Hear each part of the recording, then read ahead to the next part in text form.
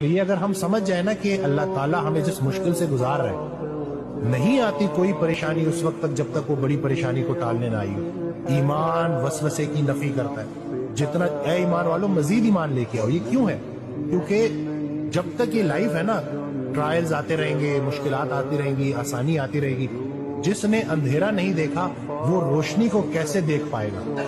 یہ دونوں، خیر کا خالق بھی اللہ ہے، شر کا خالق بھی اللہ ہے۔ بہت سارے لوگ نا جو گناہوں میں مبتلا ہو جاتے ہیں اور پھر وہ نا امید ہو جاتے ہیں، کیونکہ گناہ کے ذریعے شیطان کیا کرتا ہے کہ آپ کا دعاؤں پر سے یقین چھین لیتا ہے کہ اتنے گناہ ہو گئے، اب کیا ہو سکتا ہے۔ حالانکہ اللہ تعالیٰ قرآن میں آپ کو بالکل ڈیفرنٹ بات بتا رہا ہے۔ وہ تو یہ تک کہہ رہا ہے کہ میں چاہوں تو تمہاری برائیوں کو نیکیوں میں کنورٹ کر دوں۔ تو تمہیں کس چیز نے جو ہے پریشان کیا ہوا ہے؟